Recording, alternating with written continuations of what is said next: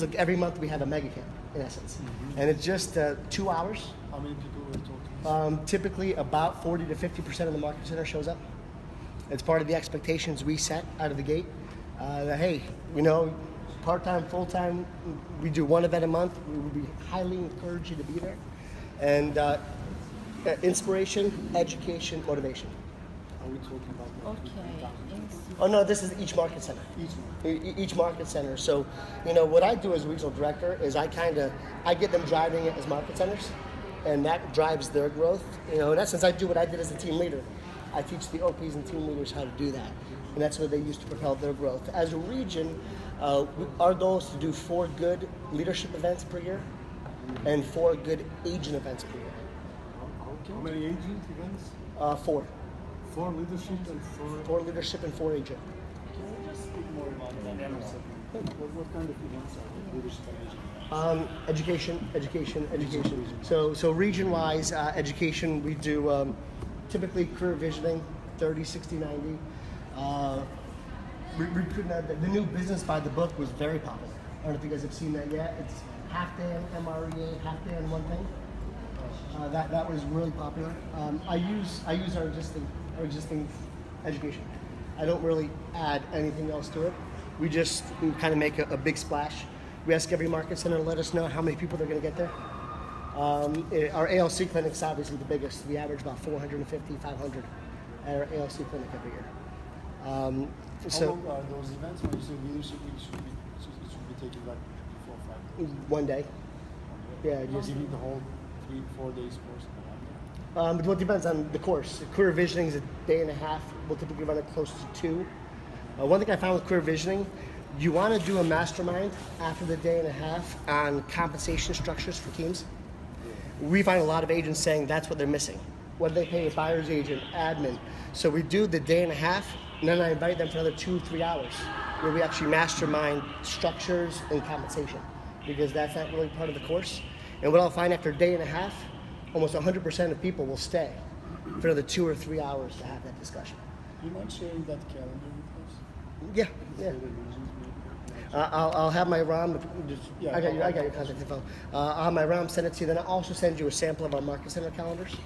My market center calendar has about 50 classes a month in the market center, and very interactive, colorful. 50 classes a month. 50 classes a month. So including Saturdays? No. So you do double? Monday through Friday. Monday to Friday you do double? Rarely do a night class. We'll typically have a 9 to 11, 10 to 12, and then something in the afternoon. What is the percentage of attending the classes? Depends on the class. We've got launch, growth, and achievement courses. I'm not sure if you guys use that mentality, same as market centers. So we break all agents into launch, 0 to 16 transactions, growth, 16 to 36, and then achievement, 36 plus. What courses are we talking about? Launch, Ignite, probably? Yeah, Ignite, launch, profit share, launch, recruit, MREA is for everybody. 36, 12, 3, win with buyers, win with sellers. Growth or launch? Oh, growth. So that's growth now.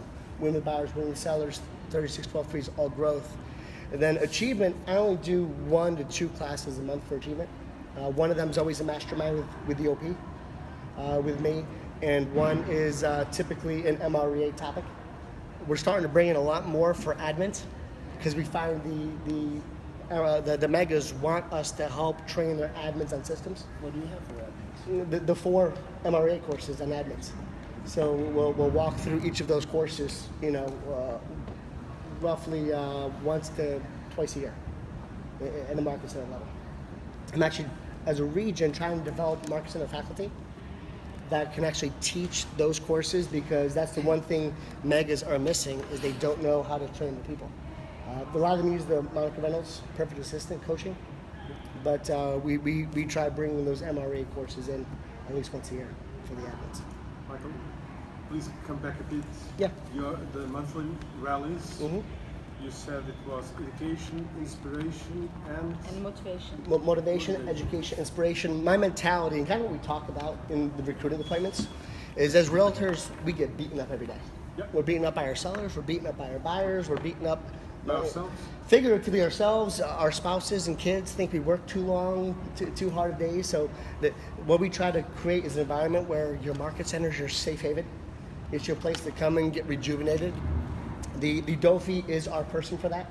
If they see someone coming in off, she sends out an alert to the other leadership members so we know, so people can kind of go, take them on, lift them up, and get them back out. I'm sending out edible arrangement baskets regularly. I'm sending out flowers. I'm sending out sympathy lamps if someone lost a loved one. So I've constantly got things going to the agents whenever they're going through something. So, I mean, the sympathy lamps is probably one of the coolest things we do. If they lose an immediate family member, we send them out a Tiffany lamp. It actually goes to the funeral home with a custom card, and then the funeral home packages it and gives it to them to take. And I've got people that'll say they still have it in their home. It's one of their best memories they have. They do a little lamp with a picture of the loved one. As morbid as it sounds, recognizing that is one of the things that stays with my agents probably more than any other touch, is that remembrance lamp. So we're constantly looking to see how we can, lift them up, help them out. One question for the regional office. Can you walk us through the phase that, let's say, you probably follow the career vision process with your prospects? Office, yep. Let's say you follow the process. At one point, are you handling those investors or these through your ROM, Regional Operations Manager, for the launch process? How does it go? She helps with the application, but I pretty much, every Thursday, they're required to send us an opening strength worksheet. So every Thursday, they send us an update on their opening strength, and I have a call with prospective OPs every Friday, where we actually go through their opening strength worksheet, how many cappers, how many half cappers, quarter cappers. We get into the pipeline report. So in essence, during the launch process, I treat an OP like a team leader. They've got to share us a pipeline report each week, as well as the opening strength worksheet, so I know exactly where they stand. And your expectation is how to make successful? What's up?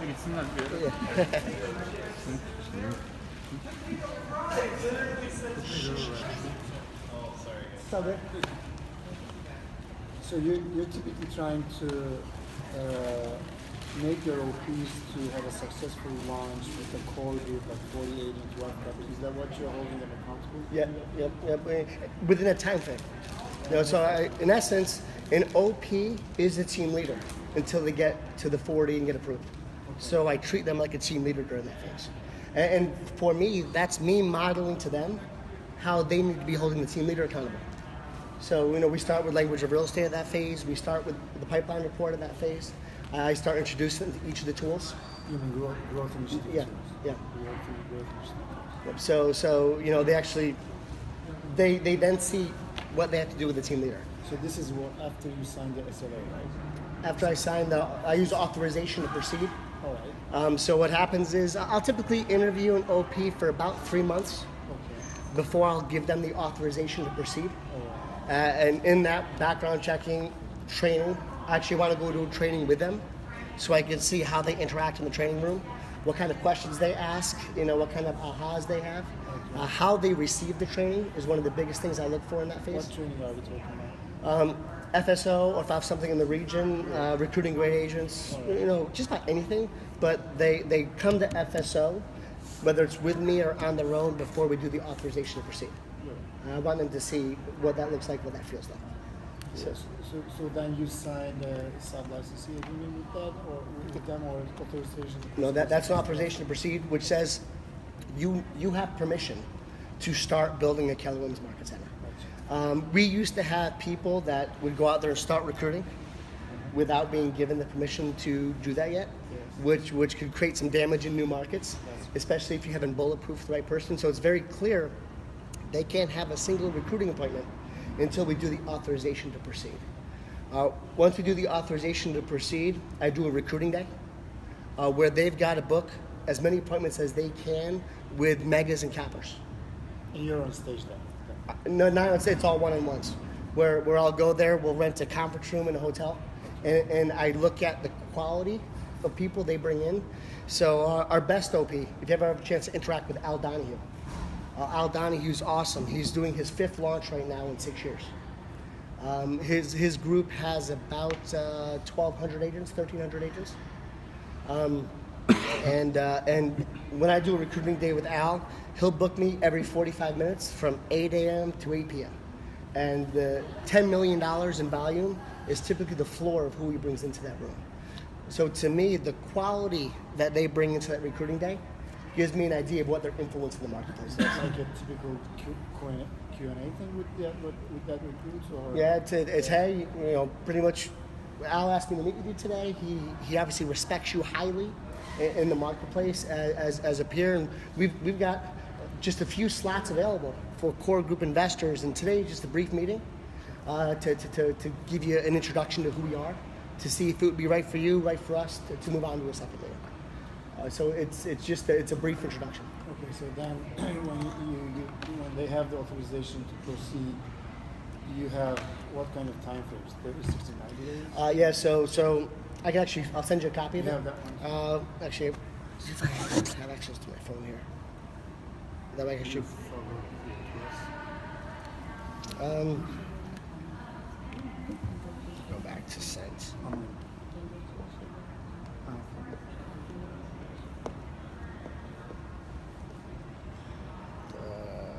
Here's an example of one.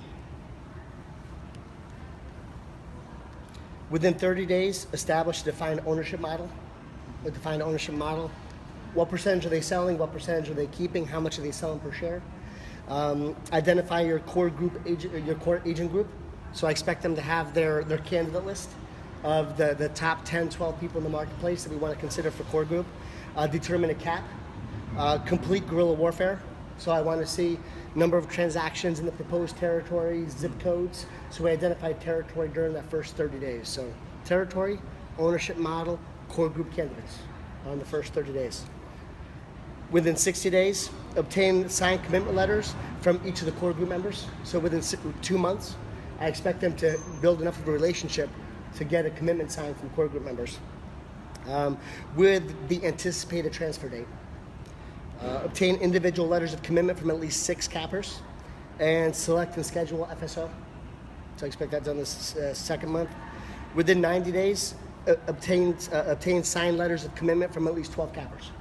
So I expect them within 90 days to get those letters of commitments, and then they have 6 months to get everyone moved over and on board. Gotcha. And during this period, do they open their market center? No. At this point, they're incubating in another market center. Now it depends, geography. I mean, I've had people incubate an hour away from their market center. When do you allow that they make a lease agreement for the space? Once they have their people on board and they've got their application submitted, I tell them to go out and feel free to sign a lease. It'll take 30 to 40 days to get all the paperwork done. So I tell them in the timeline that they manage the expectations that it will happen in that moment. Yeah, as soon as they get to the 40 cappers, I'm going to kind of say, hey, this looks good. I don't see a concern. Feel free to go out. Some people have signed it earlier. I tell them before I see the people on board, buyer beware. We've had people go out and sign it 3, 4, 5 months and start taking on expenses. I don't let them put that into the books until they're ready. Now again, for someone doing their second or third market center, they will.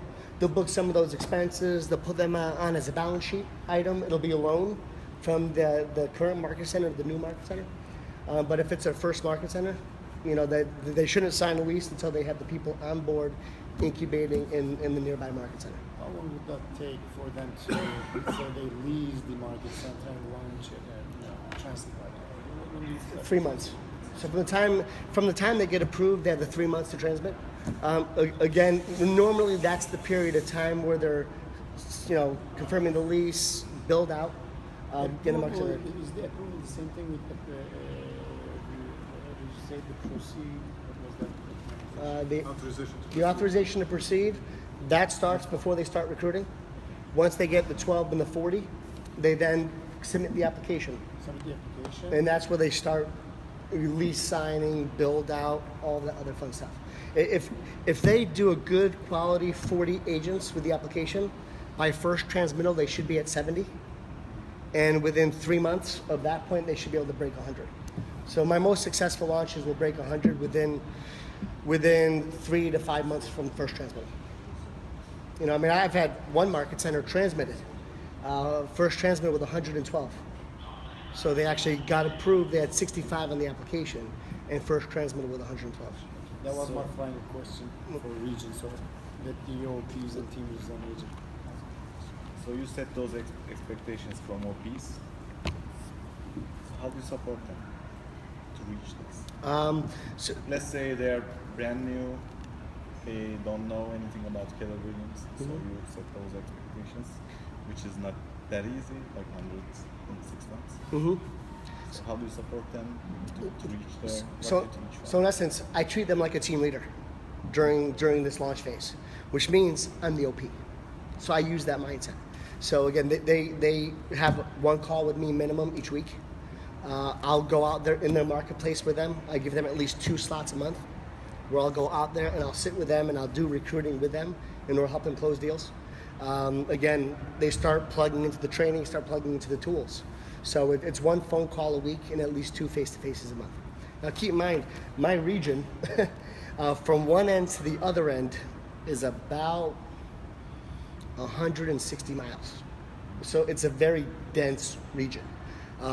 In that 160 mile from end to end, I probably have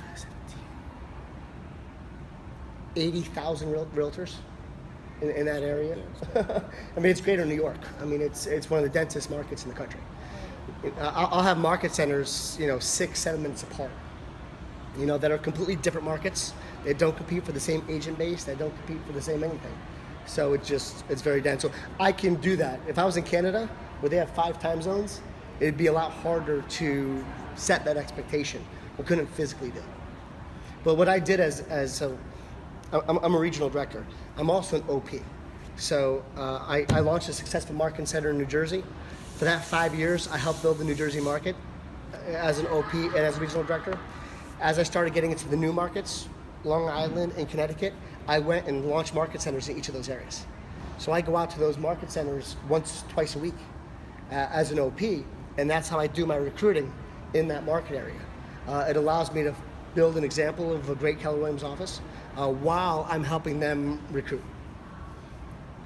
What is the key of growing? Like, of course, recruit. Core group. Started to core. I mean, I will tell you, every successful launch had a great core group. Every unsuccessful launch didn't. It's no secret. The OP's ability to influence a core group is going to determine everything else. So that's why if that first recruiting day, if they can't get me a bunch of appointments, if I go in and the OP says, oh, I had 9 appointments, 7 canceled, here's 2, and they're like half cappers, I pull the ripcord right there. I say, let's not continue. I don't think we're a match. Perhaps you're a good core group candidate. Let me keep looking for another OP. So it's all about the OP's ability to influence. Now keep in mind, when I came in as a team leader, then area director, Keller Williams sucked in that market. So to go back, I'm a New Jersey guy. I'm from New Jersey.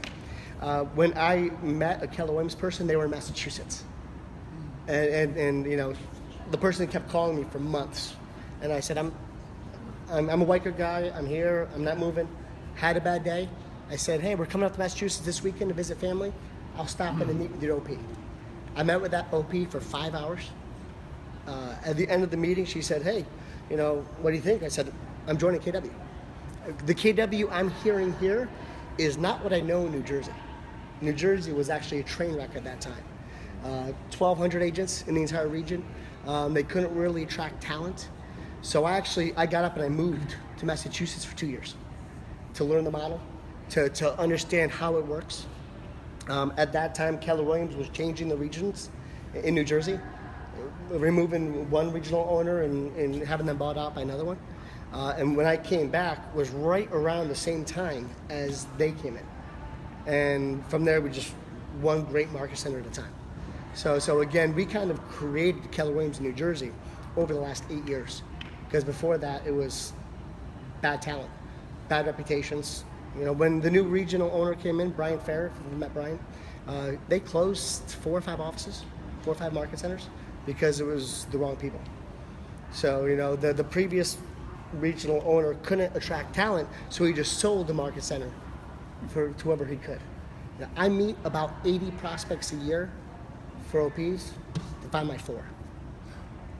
He needs like 500 OPs Yeah. every last year, and he awarded only 5. And how many do you approve a year? 1 year and a quarter, 10. Nice, nice. So again, I really reinforce the awarding process. You know, language of real estate. I talk about how many offices Remax has in our territory, about 230 to our 37. The most we'll ever have is 60. So I'll show. We don't. 7 to 1, right? Yeah. Yeah. They're about the same. About the same. 7 to 1. At this point, we surpassed them in volume and agents 3 years ago. So, but I talk about the difference so that, hey, I'm not here to sell you anything. I don't want to sell you something. I'm here to award a franchise and build a great business with someone who wants to be a great partner. So that's that relationship that we develop. We're big on multiple market center owners. You have your own 1, 3, 5, and 4, 1, 1. You are working Myself? with- Yeah. So how you decided when you are at the beginning of the year looking for a new territory, which kind of KPIs or how you decide which That's right. At this point, geographically, let's say. at this point, I know the territories I'm going to go into for the next 2 years. I've already got people that I'm watching in certain areas. That might be megas that came over, that I'm seeing how they take to our world, you know, how they come in, or people I'm developing. So I already kind of have an idea. I follow the KPA. I do the KPA. Now, if someone's not a high match, that doesn't mean I walk away. Because at the end of the day, it's just as much about influence as it is about behavior style. So the behavior is not going to tell me whether or not they succeed. It's going to tell me how much pain they're going to go through in the process of succeeding. So whether it's OP, team leader, or mega agent, my top agent that does about 110 million is a complete mismatch for a mega agent. He works 70 hours a week, and you know, pushes past his pain because he's got a desire to succeed. So track record of success is the most important thing I look for. Resilience.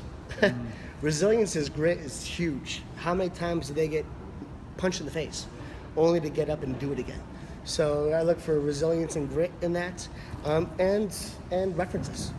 You know, so I've saved myself my biggest mistakes by going really deep with references. One of my biggest mistakes was not going deep enough with references.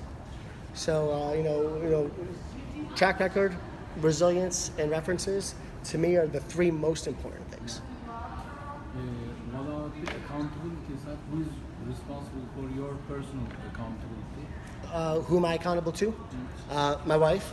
That's for sure. As a team leader, she was actually my first accountability partner. My wife is now a MAPS coach. So it's pretty intensive. My regional OP, we have a call 1 hour every Friday morning, like clockwork. You know, never miss it. We'll talk other times during the week if things are going on, but 1 hour, 8:30 to 9:30 every Friday. What about your normal day? Your schedule. My ROM. My ROM runs my calendar. If people want me, they call her. She books the appointment. I don't book because that's where I make mistakes. So my ROM pretty much controls my calendar for me. She books people in. She'll read out the people, you know, call in to look for franchise opportunities. She'll do research on them. She'll Google them. She'll get as much as she can before I even have the first phone call with her. She actually sends them back a couple of questions, and they've got to answer a few questions and submit a resume before I'll even do my first phone call with them. So How much time you are spending specifically to expansion in mega agent expansion. the new market? Awarding market center, lead generation for new market centers. Lead generation time. Yeah, for market I mean, it's appointments. I mean, I don't get up and make phone calls. You know, it's at this point I do it all through our existing core. I mean, I probably spend a solid 2-3 days a month where I'm just meeting with prospective people, or taking someone, you know, through the first step or two of the process. Every Friday, I spend about 5 hours on the people I'm currently working with to launch. You know, so I'd say 2 to 3 days a month on looking and meeting the first time, and another day a week on the process, on coaching them, teaching them, training them. Let's go back to the TL days. Yeah. Yes, Here. please. I gotta tell you, team leader was the funnest job I've ever had. You know, because the team leader gets all the accolades and feels the success is the most. OP is probably one of the most unforgiving jobs, because when it goes good, your team leader gets the accolades. When it goes wrong, you get the responsibility, and you're always going to succeed through others. So even when it's going great, it's never you that's going great. So I miss my team leader days immensely. So let's go back to those beautiful days. Yeah. So Hang on a second. when you get first the job team leader, so you grew your market center in 1 year, like double size, right? Mm-hmm. 2 years. In 2 years. Okay. So what was the key points that you do well, you think, That's how- what you suggest?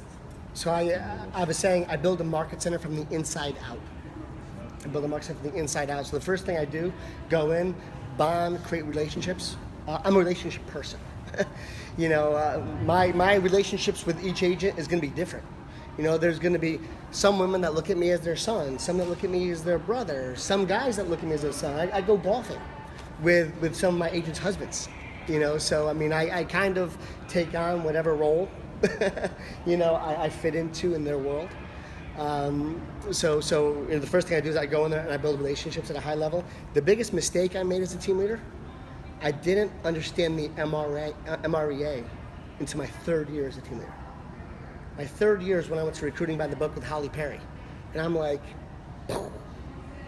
so I tell team leaders, you know, you need to do the recruiting by the book workbook in your first week, and do it 3 or 4 times in your first month, and 12 times in your first 6 months. So I tell them, take the MREA, go get the spine cut off, get a spiral bound.